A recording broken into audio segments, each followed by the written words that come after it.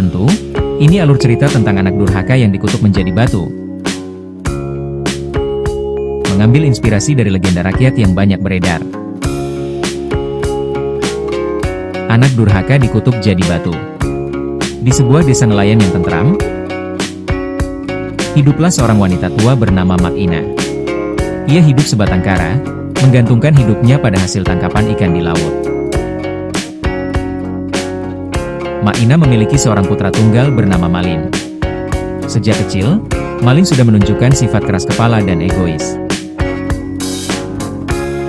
Mak Ina, dengan segala keterbatasannya, selalu berusaha memenuhi keinginan Malin, berharap suatu hari anaknya akan berubah dan berbakti.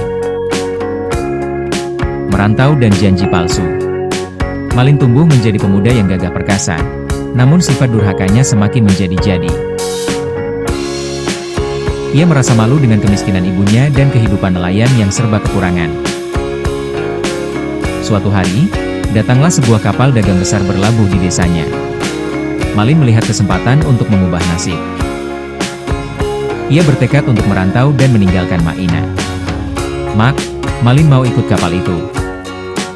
Malin akan merantau ke negeri seberang, mencari kekayaan. Nanti Malin akan kembali dengan membawa harta berlimpah dan membangun rumah megah untuk Mak, kata Malin, mencoba meyakinkan ibunya. Mak Ina dengan berat hati melepas kepergian Malin, berharap janjinya akan ditepati. Setiap hari, Mak Ina selalu memandangi cakrawala, menanti kepulangan sang putra. Kekayaan dan lupa diri. Bertahun-tahun berlalu, Malin benar-benar berhasil. Ia menjadi seorang saudagar kaya raya. Kapal-kapalnya berlayar ke berbagai penjuru negeri, membawa barang dagangan yang melimpah. Malin juga menikah dengan seorang putri bangsawan yang cantik jelita. Dalam kemewahan dan kebahagiaannya, Malin sepenuhnya melupakan Mak Ina. Ia bahkan tidak pernah mengirim kabar atau sekadar menanyakan kabar ibunya. Sementara itu, Mak Ina semakin renta. Penyakit mulai menggerogoti tubuhnya. Ia tetap setia menanti di pantai, dengan harapan kecil putranya akan kembali. Pertemuan yang memilukan. Suatu hari, sebuah kapal besar yang megah berlabuh di desa Mak Ina. Penduduk desa gempar, mengira ada raja yang datang. Mak Ina yang sudah sangat tua dan bungkuk, dengan penglihatan yang kabur, ikut berdesakan di antara kerumunan. Jantungnya berdebar kencang saat melihat seorang saudagar tampan turun dari kapal, didampingi seorang wanita cantik dan pengawal-pengawal gagah. Malin. Itu anakku, Malin, teriak Mak Ina, mengenali bekas luka di tangan saudagar itu yang ia obati saat kecil. Dengan sisa tenaganya, ia menerobos kerumunan dan menghampiri Malin. Malin, anakku. Kau sudah kembali, isak Mak Ina, mencoba memeluk putranya. Malin terkejut. Ia merasa malu melihat ibunya yang renta dan kotor di hadapan istrinya yang bangsawan. Siapa wanita tua ini? Berani-beraninya dia mengaku ibuku, bentaknya dengan kasar. Aku tidak punya ibu sepertimu. Pergi dari sini. Istri Malin juga ikut mencibir dan menghina Ina. Hati Mak Ina hancur berkeping-keping.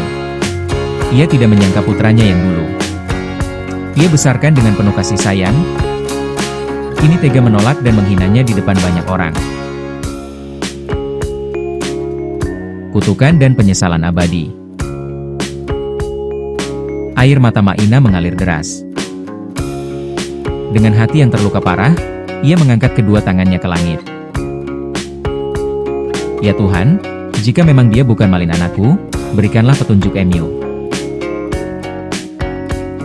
Tetapi jika dia benar Malin anakku, yang telah durhaka dan menolak ibunya sendiri, maka kutuklah dia menjadi batu. Seketika itu juga, langit menjadi gelap, petir menyambar-nyambar, dan badai dahsyat datang menerjang. Kapal Malin terombang-ambing dihempas gelombang. Malin dan seluruh pengikutnya berusaha menyelamatkan diri. Namun kutukan itu sudah dimulai. Perlahan, kaki Malin mulai mengeras, berubah menjadi batu. Rasa panik dan ketakutan menyelimutinya. Ia mencoba meminta maaf kepada ibunya. Namun sudah terlambat. Tubuhnya terus mengeras hingga seluruh tubuhnya berubah menjadi patung batu yang menyerupai dirinya. Hingga kini, konon patung batu Malin Kundang masih bisa ditemukan di salah satu pantai di Sumatera Barat. Menjadi pengingat abadi tentang seorang anak yang durhaka kepada ibunya.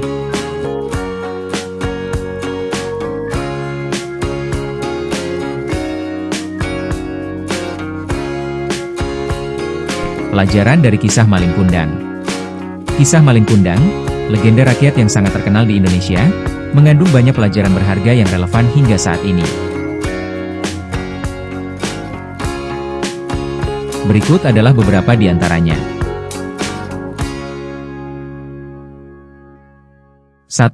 Pentingnya berbakti kepada orang tua. Pelajaran utama dan paling menonjol dari kisah Malin Kundang adalah pentingnya berbakti kepada orang tua, terutama ibu. Kisah ini dengan tegas menunjukkan konsekuensi fatal dari durhaka. Ibu adalah sosok yang telah melahirkan, merawat, dan membesarkan anak dengan penuh kasih sayang dan pengorbanan tanpa batas.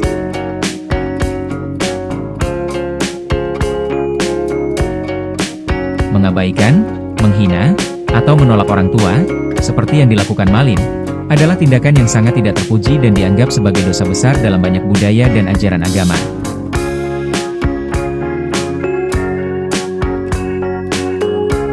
2. Bahaya kesombongan dan lupa diri. Malin Kundang menjadi kaya raya, tetapi kekayaannya justru membuatnya sombong dan lupa diri. Ia melupakan asal-usulnya yang sederhana dan orang-orang yang berjasa dalam hidupnya.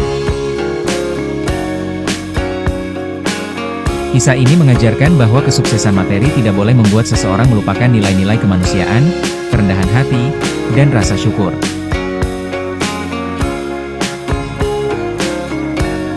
Harta dan jabatan bisa datang dan pergi, tetapi budi pekerti dan hubungan baik dengan sesama, terutama keluarga, adalah hal yang lebih berharga. 3. Akibat buruk dari ingratitude, tidak tahu berterima kasih. Malin menunjukkan sikap tidak tahu berterima kasih atas segala pengorbanan dan kasih sayang ibunya. Ia bahkan menolak ibunya di depan umum, seolah-olah ibunya adalah aib baginya. Pelajaran ini menekankan pentingnya menghargai dan berterima kasih kepada mereka yang telah berjasa dalam hidup kita. Sikap ingratitude tidak hanya menyakiti orang lain, tetapi juga dapat merusak karakter seseorang. 4. Karma dan keadilan ilahi. Meskipun ini adalah legenda, kisah Malin Kundang mencerminkan konsep karma atau keadilan ilahi. Perbuatan buruk Malin berujung pada kutukan yang mengerikan. Ini bisa diartikan sebagai pengingat bahwa setiap perbuatan, baik atau buruk, akan ada konsekuensinya. Meskipun tidak selalu dalam bentuk kutukan fisik, tindakan durhaka atau tidak adil pasti akan membawa dampak negatif dalam hidup seseorang.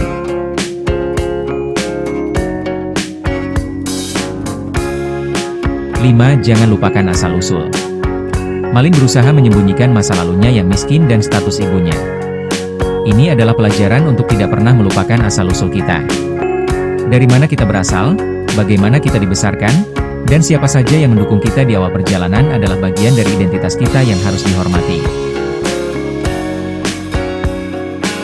Melupakan atau bahkan malu dengan asal-usul sama dengan melupakan diri sendiri.